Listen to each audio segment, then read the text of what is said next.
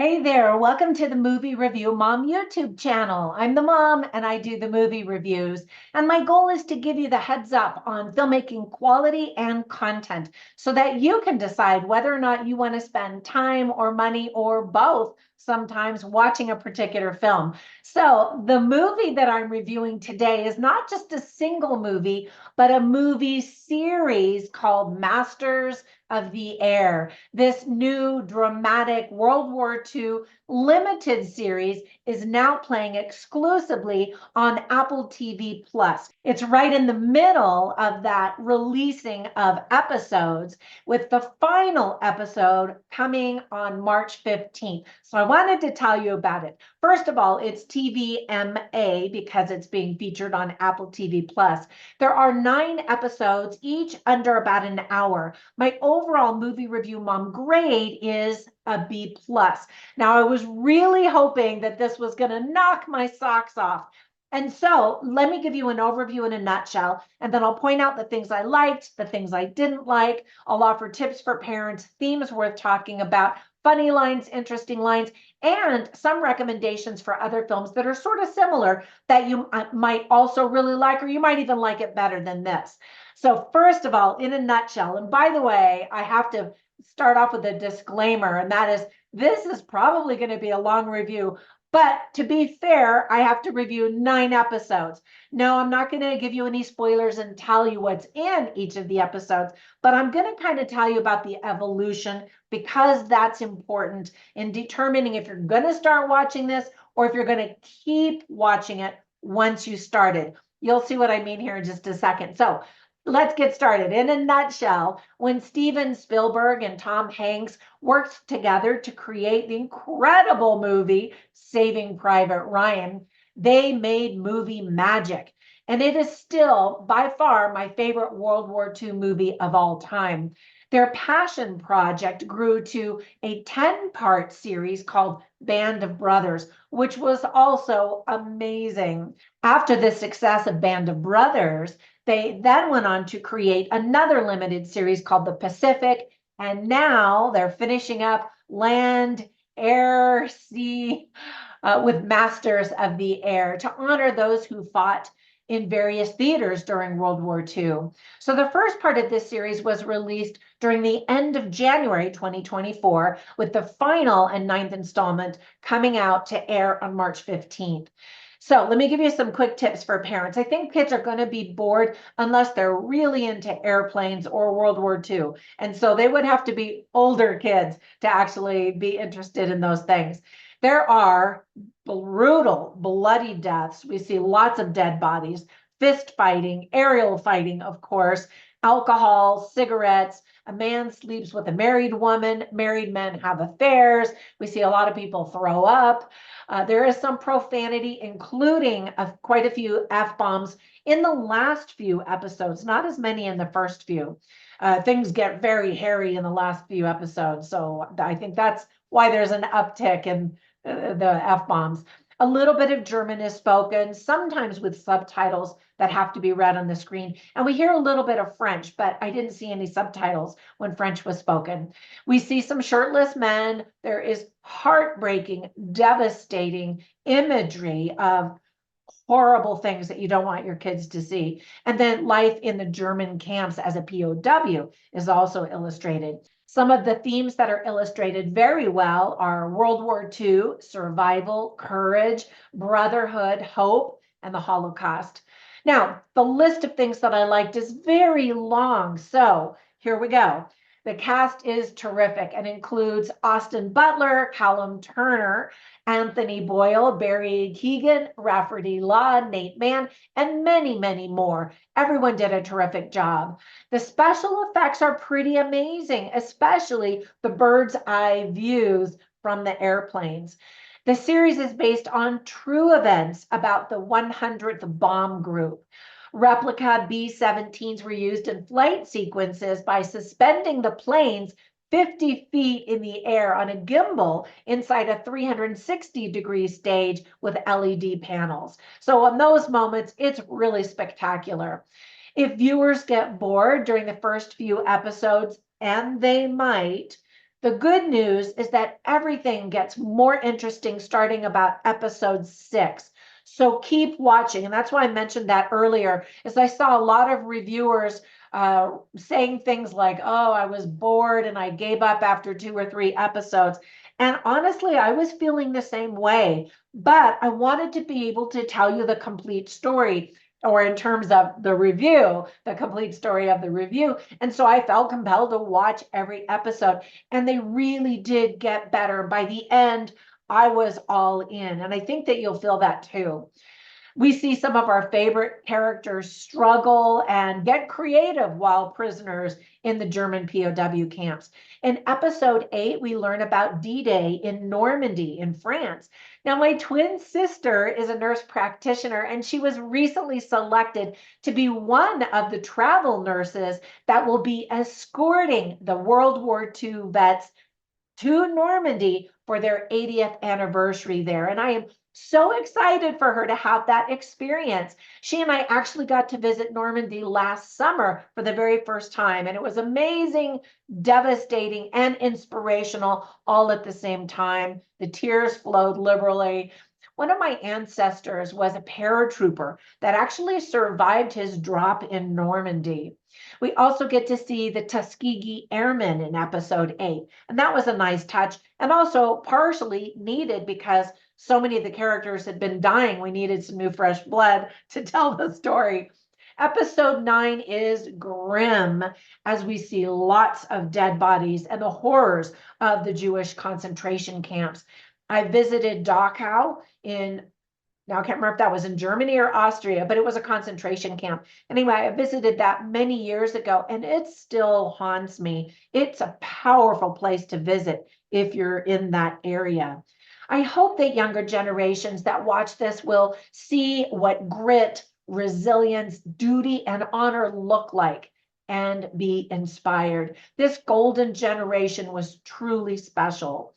I love that the film doesn't just end with the last big battle, but it shows the mercy missions that some of these pilots went on after the war to drop food and supplies all over Europe. We even get to see the famous Dutch flower fields with the words "many thanks" spelled out in the field so that the pilots could see their gratitude as they flew over the fields in the air and made their supply drops. That was so touching and such a sweet inclusion in this film. After the last scene in the movie, we see pictures of the real men that the movie is about, and women actually, and learn what they did with the rest of their lives. It was so touching. And if you absolutely love this movie or a series of movies and you want more, you'll be happy to learn that a new documentary honoring the real life heroes of the 100th Bomb Group premieres on the same day as the final episode of this, March 15, 2024 on Apple TV+. It's called, this is a kind of a grim sounding title, The Bloody 100th, because that was the group, the 100th Bomb Group, the true story of the men who inspired Masters of the Air. Now, with all of that praise, there were just a few things that I didn't like. For example, I only saw Elvis Presley when I saw the actor Austin Butler. He is constantly talking, acting, and posing like the king. He also always wears his coat collar popped up, like Elvis Presley did.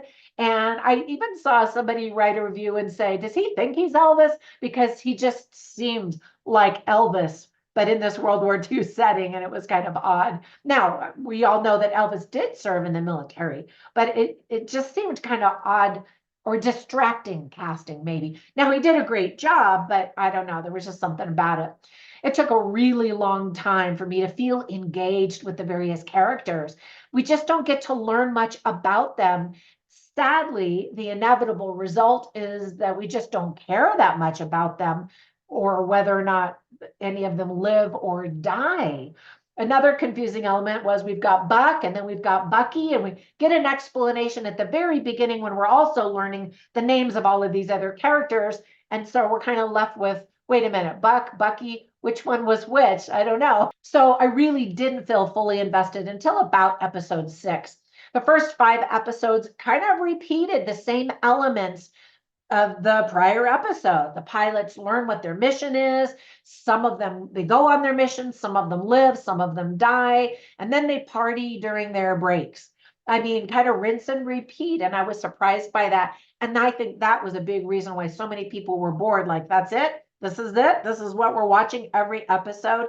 But the good news is that everything changes and picks up the intrigue after that. The last 3 episodes are the best by far and worth the wait. Sometimes it's really hard to understand what the pilots are saying when they're wearing their masks on the plane. It's like, a lot of the scenes were shot with CGI, too many scenes and too much CGI. I wanted to better understand the various elements of the war, such as the locations and the campaigns and what happened right after they did a campaign. We kind of learn a little bit, but we don't know how did that factor into all of the theaters around the world and how were we all doing. Of course, everyone is comparing this limited series to Band of Brothers, and that is really a hard act to follow. I mean, even the theme song for Band of Brothers made me cry every time I heard it.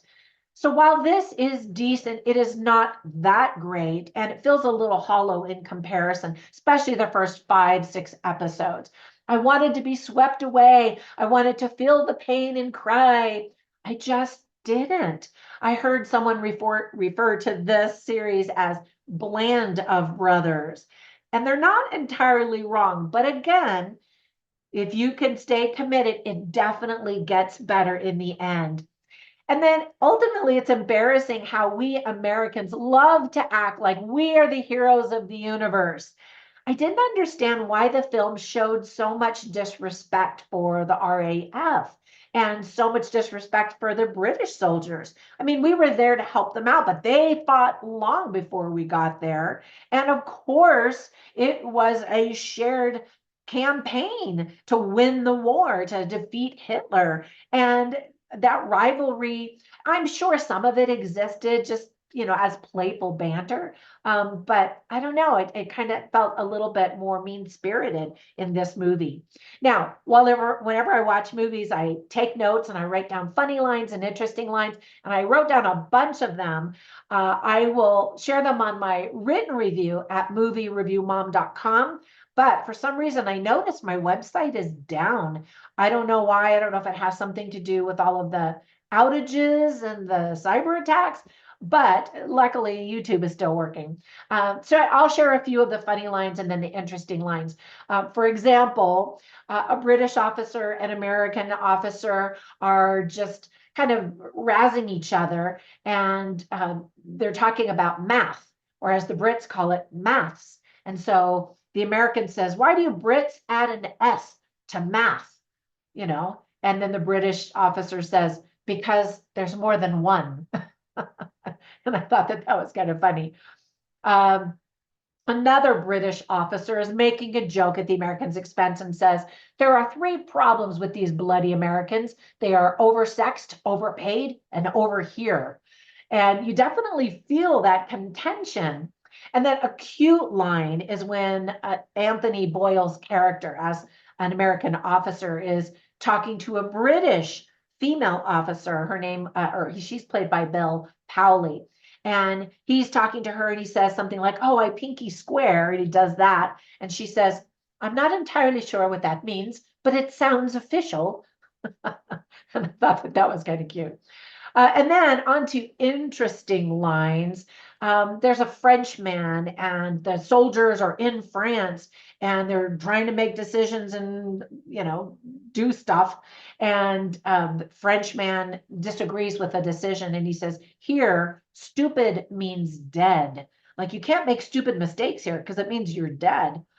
Another interesting line by Anthony Boyle's character, the officer, is when he says, "The hardest part of any mission was the anticipation, the waiting for when you're going to leave, but also waiting to see who's going to come back from that mission." And it was just heartbreaking to see some of these friendships that were lost because one of the soldiers passed away. Another interesting line by Anthony Boyle's character is when he's talking to another soldier and he says, if you got a chance to forget, you took it, meaning they didn't have the luxury of analyzing everything they did and thinking about it and having their feelings. They had to forget and move on, and that was the only way they could move on. The same character quotes Nietzsche when he says, whoever fights monsters should take care to not become a monster himself. Some of these men and women were forced to do horrible, horrible things in fighting a horrible, horrible Nazi army and Hitler specifically. All right, so overall, my bottom line is, if this sounds interesting and you liked the other series, give it a try, but keep pushing through and it'll get better. That doesn't sound like a huge endorsement, but it really does get better. All right, so let me give you some recommendations for several movies I instantly thought of as I was watching. I've mentioned Band of Brothers and The Pacific and Saving Private Ryan. All of those are just excellent, and they all included Steven Spielberg and Tom Hanks in one way or the other with production, directing and acting and all that kind of things. And then another movie I thought of is called To What Remains. Now, this is a documentary that I reviewed last year or the year before. Time flies by. I can't remember when it was, but it was so touching, brought me to tears.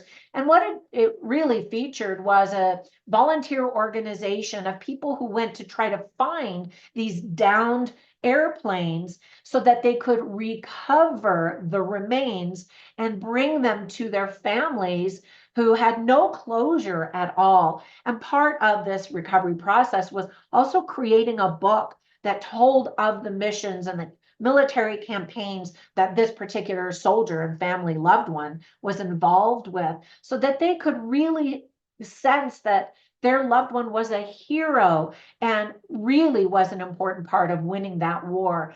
I was so touched that I donated money to the cause. They are still out there, still retrieving World War II planes. The movie focuses on the Pacific area or the Pacific theater of the world, but they're all over the world, and this group is just tiresomely working to help these families have closure. And again, just amazing. I also recently just reviewed another World War II movie called Irina's Vow, or Irina. Really, really well done movie as well. So check that one out. Maybe I will queue up one of those so that you can watch it after you finish watching this one. All right, I told you this was going to be a long review. Thanks for sticking to the end. I appreciate it. And have a fantastic day. I will catch you in the next one. Bye for now.